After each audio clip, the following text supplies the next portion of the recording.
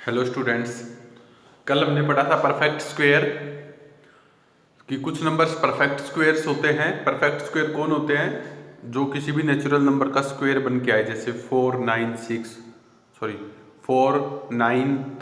16, 25, 36, 49, ये सारे perfect square हैं। तो कुछ नंबर्स परफेक्ट स्क्वायर्स हैं, कुछ परफेक्ट स्क्वायर नहीं है, जो हमने कल पढ़ लिया था। अब हमारा इसमें क्वेश्चन आता है कि कल हमने किया था कि show that the given number is perfect square. तो हमने प्राइम फैक्टराइजेशन से किया था।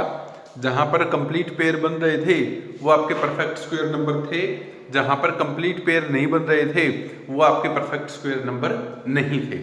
अब जो नंबर आपके परफेक्ट स्क्वायर नंबर नहीं होते हैं उनको कैसे परफेक्ट स्क्वायर बनाया जाए, वो आज का क्वेश्चन है। क्या क्वेश्चन है? Find smallest number. फाइंड यानी निकालो स्मॉलेस्ट नंबर, वो छोटी से छोटी संख्या निकालो बाई विच जिसके द्वारा ईच ऑफ गिवन नंबर, नीचे दी हुई संख्या, बी मल्टीप्लाइड, क्या तो मल्टीप्लाई किया जाए और डिवाइडेड या डिवाइड किया जाए, so that it becomes perfect square, कि ये परफेक्ट स्क्वायर बन जाए। आपको दो नंबर दी हुई है 3332, 3332 एंड 4851। ये दोनों ही नंबर परफेक्ट स्क्वायर नंबर नहीं है और हमें इन नंबर्स को परफेक्ट स्क्वायर बनाना है। तो परफेक्ट स्क्वायर बनाने के दो तरीके होते हैं। एक तरीका होता है मल्टीप्लाई का और दूसरा तरीका होता है डिवाइड का।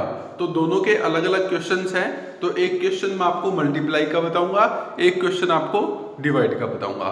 तो यहाँ पे पहला काम क्या चलेगा?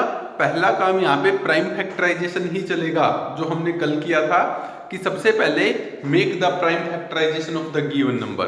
फर्स्ट नंबर हमारा है 3332। प्राइम फैक्टराइजेशन के लिए क्या करते हैं? स्मॉलेस्ट नंबर से डिवाइड करना स्टार्ट करेंगे 2 से।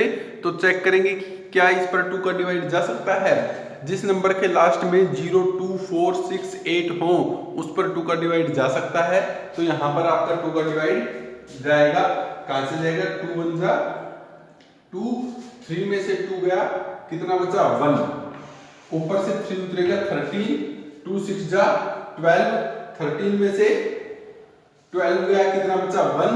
ऊपर से 3 उतरा 13, 2 6 जा 12, 13 में से 12 गया 1, ऊपर से 2 उतरा 2 6 जा 12। लास्ट में 6 है, फिर से 2 से डिवाइड जाएगा 2, 2 8 जा 16, 6 उतरेगा 2 3 जा 6, ऊपर से 3 भी उतरेगा 2 3 जा 6। अब 2 के बाद इस पर किसका डिवाइड जाएगा ढूंढना पड़ेगा हमें। 2 का तो जाएगा नहीं, 3 का डिवाइड जा सकता है क्या? इनका सम करेंगे 8 3 11, 11 और 3 14। 3 का भी डिवाइड नहीं जाएगा, इस पर 4 का भी डिवाइड नहीं जाएगा क्योंकि लास्ट के दो डिजिट 4 से डिविजिबल नहीं है। 5 से डिवाइड कब जाता है? जब नंबर के लास्ट में 0 या 5 हो। 5 का भी डिवाइड नहीं जाएगा, 6 का भी डिवाइड नहीं जाएगा क्योंकि 6 का डिवाइड जाने के लिए 2 का और 3 का डिवाइड इस पे जाना जरूरी है, लेकिन ना इस नंबर पे 2 का डिवाइड जा सकता, ना ही इस पे 6 का। 7 का डिवाइड चेक करना पड़ेगा। 7 1 जा 7, 8 में से 7 गया 1 बचा 13, 7 1 जा 7, 30 कितना बचा? 6 और 6 3 63, 7 9 जा 63। तो इस पर 7 का डिवाइड जा रहा है। 7 1 जा 7, 8 में से 7 गया 1, ऊपर से उतरा 3, 7 1 जा 7, 13 में से 7 गया 6, ऊपर से उतरा 3 6 3 63 और 7 9 जा 63। अब इस पे किसका डिवाइड जा रहा है? फिर से 7 का ही डिवाइड जा रहा है। 7 1 जा 7, 11 में से 7 गया 4, 4 9 49, 7 7 जा 49, 71। अब क्या करेंगे? जैसे हमने कल पेयर बनाए थे उसी तरीके से पेयर बनाएंगे प्राइम फैक्टर के। 1 पेयर 2 पेयर, और ये पेयर अधूरा रह गया। जहां पर पेयर अधूरा रह गया तो यहां से हमें दिख रहा है कि ये परफेक्ट स्क्वायर नंबर नहीं है। अगर ये पेयर कंप्लीट होता, एक 17 और होता, तब तो ये परफेक्ट स्क्वायर नंबर होता, लेकिन 17 अकेला है तो ये परफेक्ट स्क्वायर नंबर नहीं है। तो अब इसको परफेक्ट स्क्वायर कैसे बनाएं? इसको दो तरीकों से परफेक्ट स्क्वायर बना सकते हैं, चाहे मल्टीप्लाई करके चाहे डिवाइड करके। किससे मल्टीप्लाई करें, किससे डिवाइड करें? जो नंबर अकेला बच गया, जिसके पेयर नहीं बने, उसी नंबर को मल्टीप्लाई करना होगा तो ये परफेक्ट स्क्वायर बन जाएगा, उसी नंबर से डिवाइड करेंगे तो ये परफेक्ट स्क्वायर बन जाएगा। तो इसका आंसर क्या आएगा, number to be multiplied, number to be multiplied is equal to 17, क्योंकि 17 का पेयर अधूरा है इसलिए नंबर टू बी मल्टीप्लाइड 17, और ये इसका आंसर क्वेश्चन का 17 आएगा।